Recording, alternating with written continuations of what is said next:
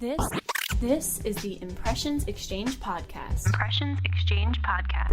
Where all topics impacting the graphic imaging and printing industry are addressed via in-depth news coverage, analysis, and timely interviews. Hi, I'm Denise Gustafson, Editorial Director for Printing United Alliance, and the guest host for the special Printing Impressions podcast series in celebration of Women's History Month, highlighting women in the printing industry. During this series, I'll have the opportunity to talk with women from all segments of the industry about their experiences and their journey as a woman in the industry. So today it's my pleasure to welcome Carol Hargrave. She's the Estimating and Procurement Manager with Middle Street Graphics and Display. So Carol, welcome. Thank you. Glad to be here. So to get us started, could you give us a little bit of information about what you're currently doing for Middle Street Graphics?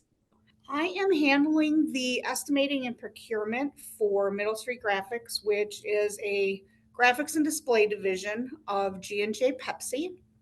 And what I'm handling right now is setting up vendor relationships, going through contracts and finding the right vendors for the right fit for the right materials, and then estimating any kind of display work that we're doing.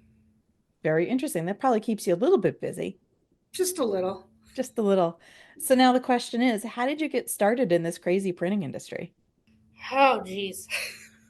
I'm going to tell you my age right now by telling you this, but in the 80s, my dad, who was a printer at the Milwaukee Journal-Sentinel newspaper, he was the lead guy on their 3-story, web presses, got me interested, and his buddy from high school decided that they were going to open up their own little print shop in our basements.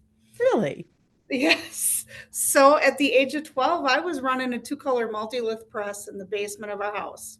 So I just got a printing bug. And then my uncles were in print. It just made sense at that point in time to see what I could do. What was so interesting about print to you at that time? Putting the colors together, that CMYK process was just intriguing to me because in everyday life, you see photographs in magazines and newspapers, but you really don't understand at that point in time. You didn't understand, you didn't have a printer on your desk, right? So you didn't know the CMYK process.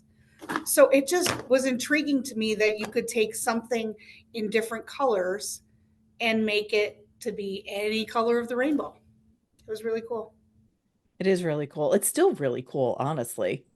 The process that has changed in just my 40 some years in print has been amazing. You went from having a 1-color press to having a 2-color press, and now we have 6, 8-color presses, and there is no bounds. There's no boundaries for what print can do now.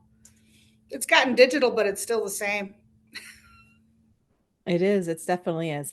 I'm still kind of trapped a little bit right now with the fact that you were running a 2-color press in the basement of your house. I have to say, I keep thinking back to that. I'm like, part of it's like, how'd you get it down there? I'm thinking logistics. They weren't big presses. They were just a small floor press, but it fit down the basement. We had stairs that went directly down. We didn't have to go around anywhere. Somebody had the plate maker at their house. We had paper cutter. We had a plate maker. We even did some layout stuff. So it was really cool. That is really, really cool. Now, obviously, your dad was an influence. You had uncles in the printing industry, which kind of goes into the stereotypical printing industry. It's very, very male dominated.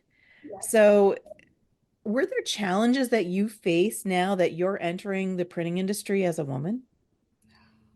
There was a lot.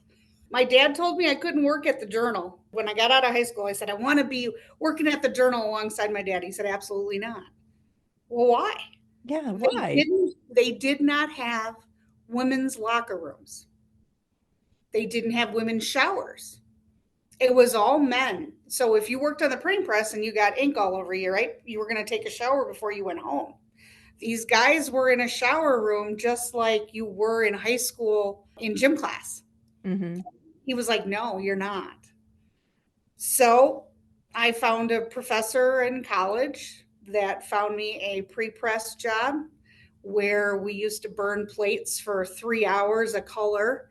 Now it's instantaneously ripped. But I started that way. There was some journeymen that took me under their wing, and the rest is history, really. But my sister-in-law did end up being one of the press women at the Milwaukee Journal because, yes, my sister-in-law started working there. She wasn't married to my brother at the time, but she started working there and got into the press room, and they made women, they took one male bathroom and made it a woman's bathroom, and she was able to work there. She's still a pressman now up in Canada. That's very, very cool. So I have to ask, were you a little jealous that she got in and you didn't? No, No? no, because I think if I would have been in the press, if I would have stayed in the press room, I would have been locked into not really being able to have further opportunities. And the path that I chose actually led me to where I am today.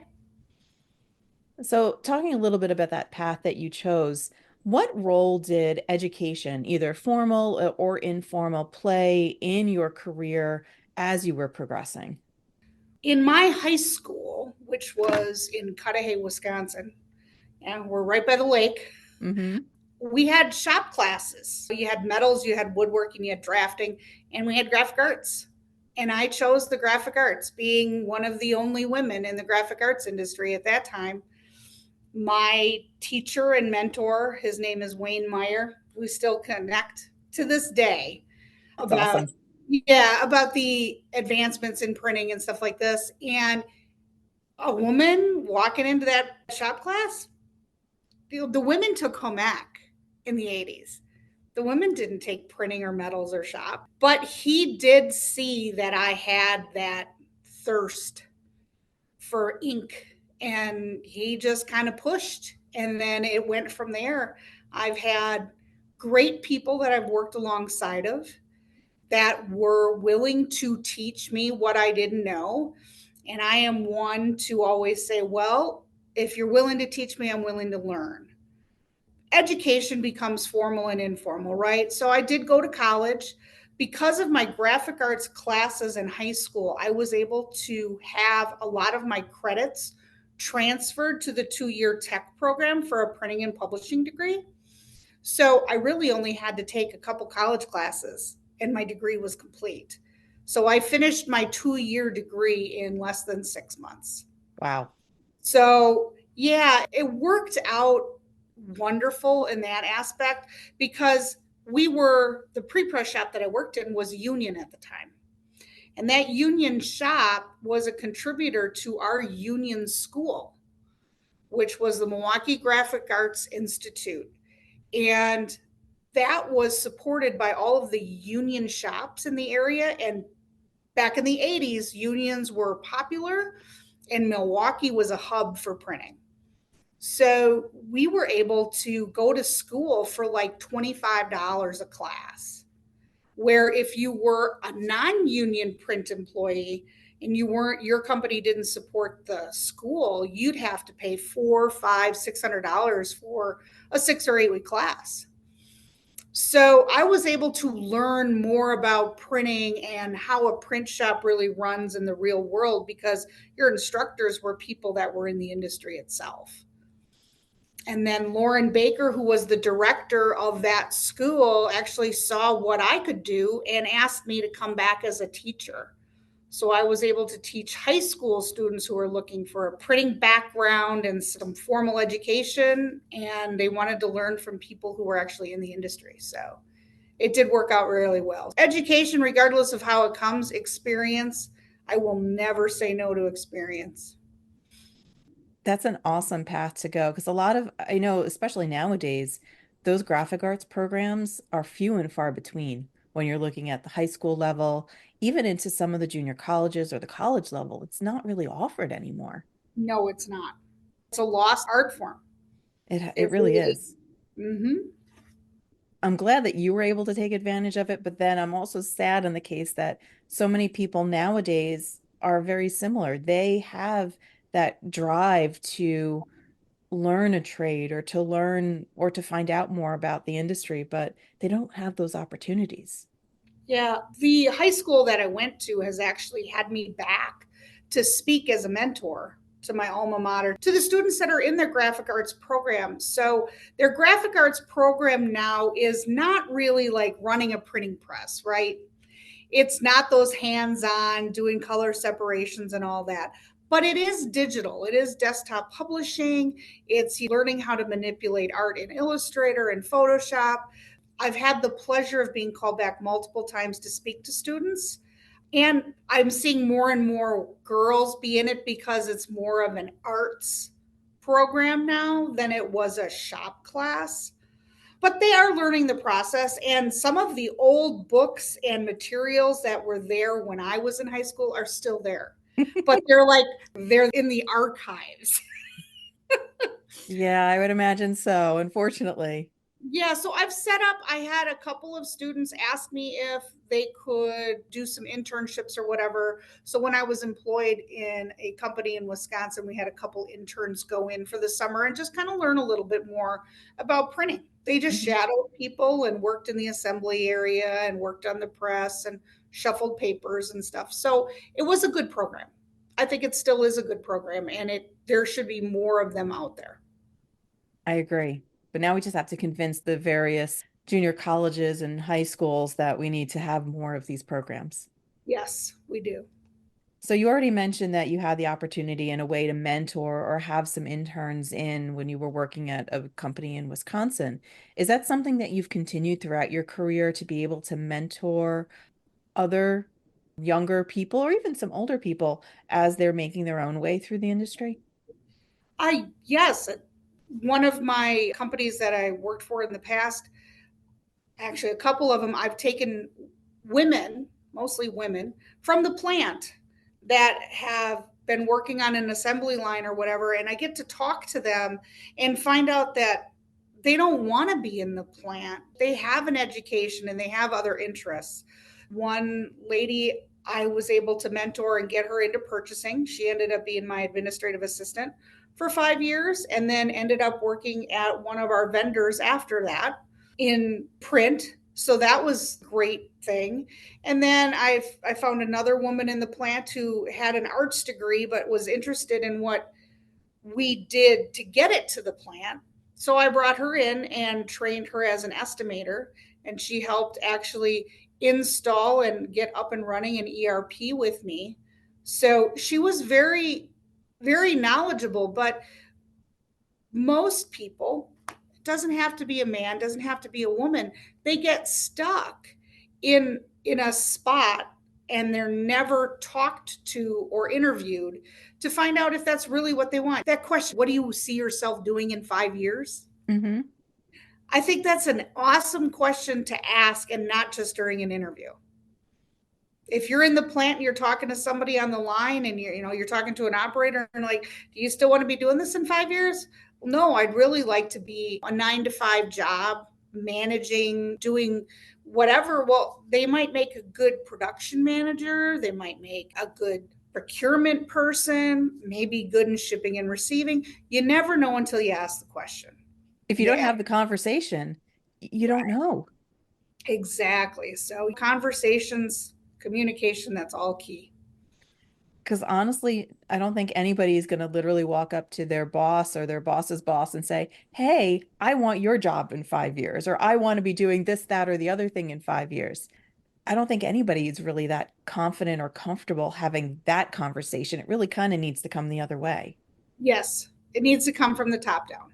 It Yeah. really does. And I believe in helping anybody. There's project managers that don't know everything there is to know about displays or even the print industry. They know what they're doing because they're managing a project, but they don't understand the steps. So, hey, take them out in the plant and teach them the steps. This is how you mount, this is how you die cut, this is how you assemble it, this is how it packs.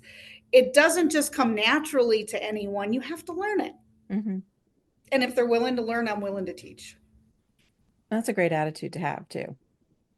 I hope so. I think people appreciate it. Yes, I think they do. So, kind of changing our topic and our conversation a little bit to focus on leadership and women in leadership positions. You obviously are in a leadership position within the company. Why do you think it's important for there to be women in leadership roles, whether it's as a manager, director, or in the C-suite? Why is that important? I think women look for potential. Hmm. They keep their eyes open, they keep their ears open because we're multitaskers. We can handle a lot of things going on. You can be in a room full of women and men mixed, and women will pick up on smaller conversations going on, even if it's a key word.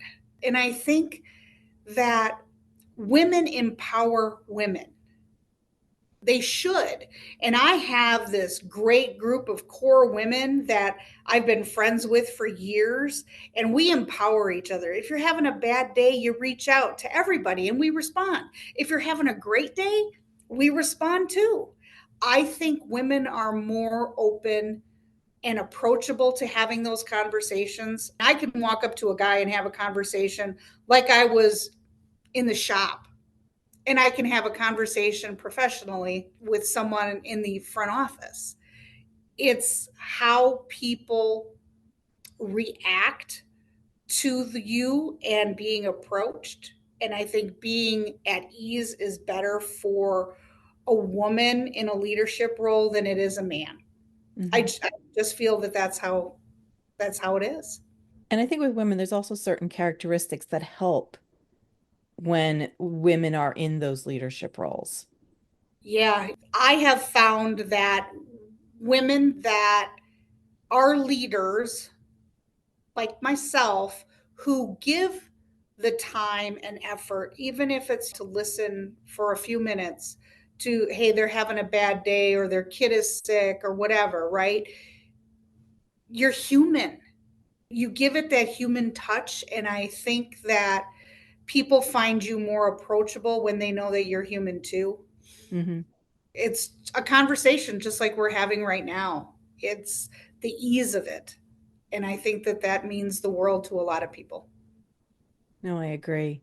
Now, obviously, you've seen a lot. You've had the opportunity to work in several companies in the printing industry. What steps do you think need to be taken to improve gender equality in the industry? Because obviously, it's still heavily male dominated. As much as we've seen more women enter, it still does skew, especially in certain areas in the printing industry, it still skews heavily male. Oh, yes.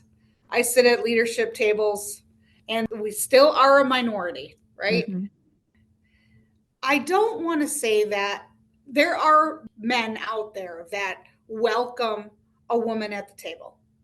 There are, and I am very fortunate to work under leadership that is like that. And for me, I think what we need to do is empower more women and push them to be leaders. And a lot of women have the qualities, but they don't know the steps to take to get Hmm. there. And I think leadership on our behalf and having them be able to follow in our footsteps, we're going to have to keep blazing the trail. The trail is nice and warm. We just got to put our shoes on and get through the mud, right? We just Yeah. got to work through it. So I think that that's the better way to go about it, and have conversations with the men that we work next to. Hey, this could be a great spot for this person. And if you give them the, how did my mom used to tell me that if you put the idea in a man's head and you let it fester a couple months or a year, it'll get through eventually and it'll come up as it's his own idea. Yes. I'm telling you, knock on wood, it does ring true. Well, that's good to know that, that is sound advice.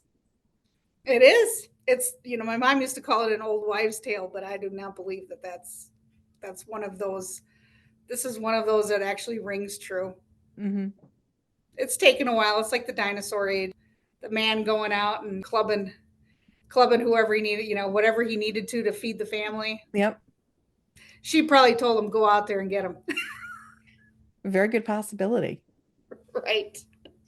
Now, interestingly, I also think in addition to having mindsets changed, that technology has also helped to empower women and make it easier for them to enter the printing industry. Oh, yes, it has. Technology has been a godsend for women, especially more in like the plant operations and stuff like this. Like I was talking previously about my dad saying no women could be in the press room because we had to take showers. Well, now we're in a digital toner age. We don't have to worry about getting dirty, right? Mm-hmm. But you still get dirty, but it's a different kind of dirty. It's not like, oh my God, I have to go take a shower and hose off. It's more like I can have ink on my fingers and know that I did a good job.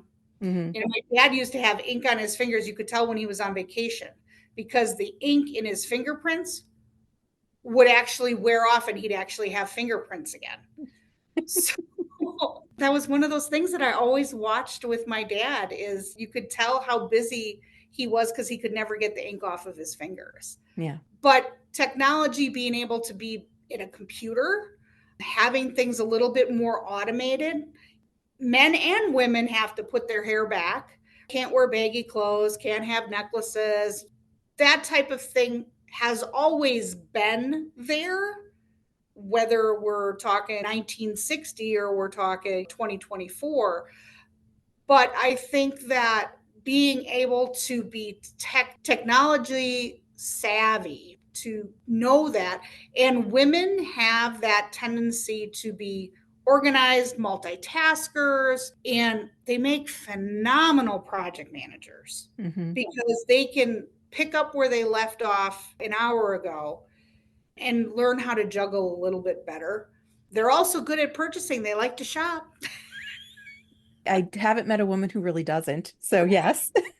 Yeah. I don't like to shop at a store, but I don't mind shopping online. So I do think that the technology has been able to give the ability to women more because some women they don't like to heavy loads and all that kind of stuff, and things are so automated now on a press. The load comes right to the press. You don't have to lift anything, you don't have to shuffle the paper or anything like that. So I think that being able to continue to increase our technology base in printing will allow women to be more active and prominent in the field.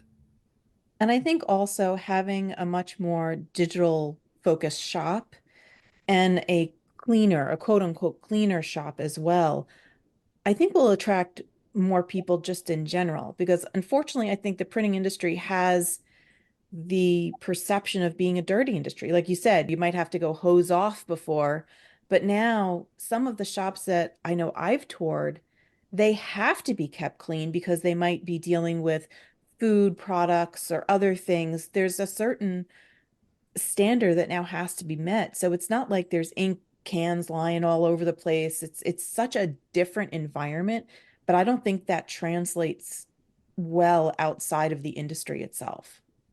Yeah, everybody still thinks, oh, it's ink on paper. Hmm. It's messy, but yeah, I think we could do a better job of advertising that ourselves. Hmm. That if you want to have a manicure, it's not going to damage your manicure, right? It's not. It's you're going to get a paper cut here or there, but it's not the end of the world. It's not life threatening. You might get dirt on your shirt. Well, you don't wear a good shirt to work. Yeah.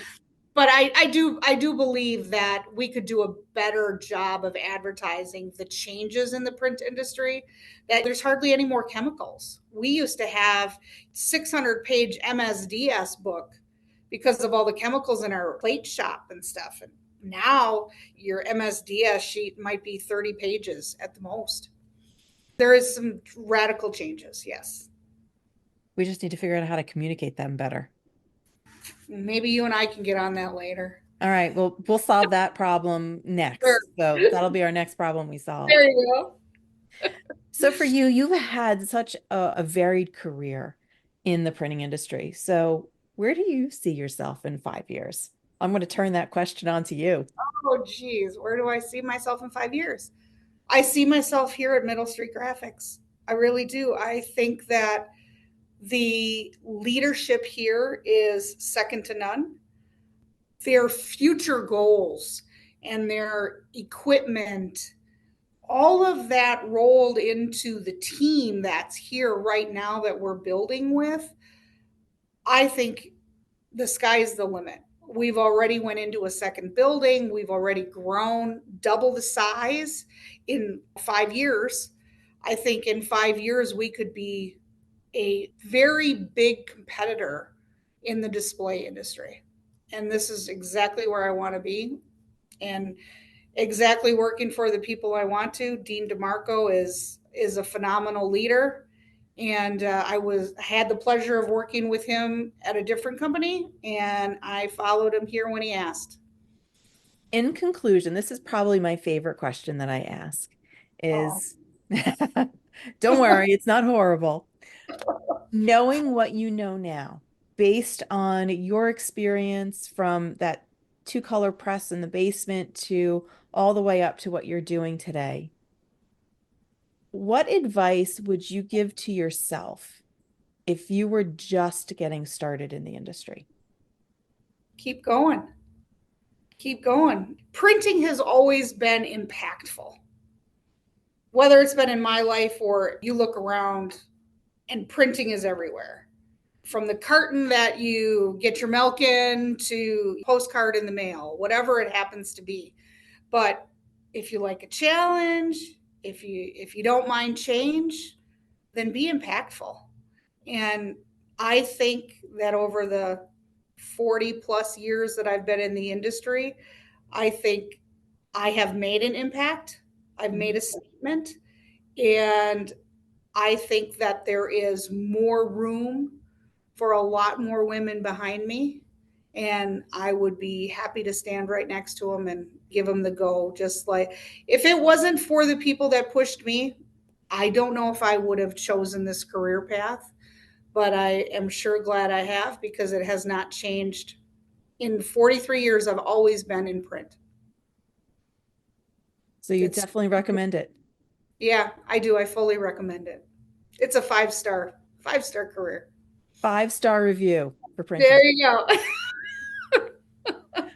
Well, Carol, it was an absolute pleasure talking to you today. And apparently we have a couple of problems that we're just going to solve the next time we get on a call. There So you we'll go. get those all hammered out. So thank you again for spending some time with me today.